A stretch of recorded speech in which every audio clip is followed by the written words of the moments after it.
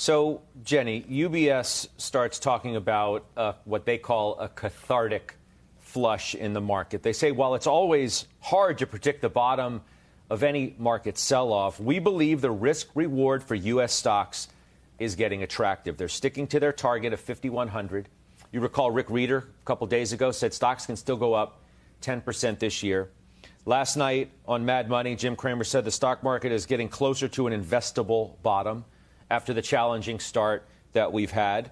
So how do you view it today? And I might add, dividend stocks have held up a heck of a lot better than so many others have, which is your principal strategy.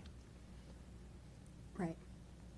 So I like that Cramer says that we're getting closer because, sure, we're getting closer. It's the same way people say, oh, when's the next big market collapse coming? And every day that passes, we're getting closer to it.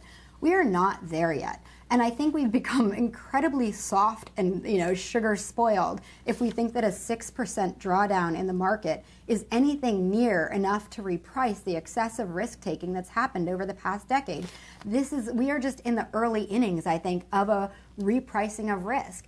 And what I see as what's going on in the market right now, I don't think we're actually experiencing a broad-based sell-off. And that goes to your point of dividend stocks are okay. Yeah. So we've got the S&P down 6. We've got the ARK funds down 20. We have the Dow Jones Select Dividend Index up 0.72. We have the All Country World Index, excluding the U.S., so international stocks, they're actually up on the year. You've got tech down. You've got energy up. Energy's up 15% year to date, while tech is down 9%. So what I see is this kind of like battlefield going on. But for jumping broadly in, no, we're not there yet. Multiples are still stretched. A 6% pullback, I don't even know what to call it, does not re-rate valuations to the point where you can just say, oh, great, we've flushed out and we're getting back in. When Rick Reeder says 5,100, sure, I think that's totally possible by year end. But between now and then, there's likely to be a lot of messiness and a lot more pain. So I'm kind of excited. Okay. Sorry, go ahead.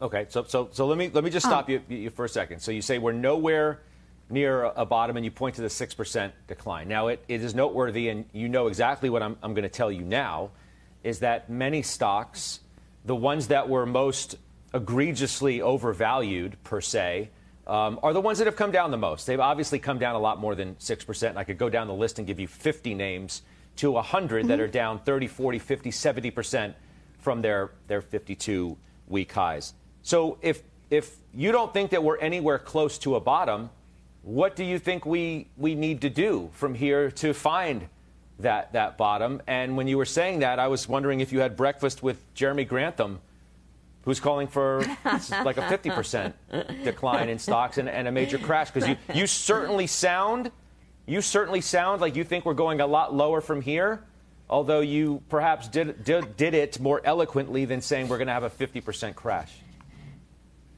Yeah, and I don't think it's going to be a crash because I think there's this push and pull under the surface. So when I say I don't think we're anywhere near a bottom, what I mean is in the stocks that became really overextended. So for example, and we talked about this about 3 weeks ago when I was on, Zoom, for example, right? Zoom never should have traded where it was. And we look at that and we say, okay, where might we be interested in Zoom? Because that is a really great company with real earnings. And you know where it would need to be? It would need to be in the 130 area. That's quite a bit lower. And that's where we would start to look at it.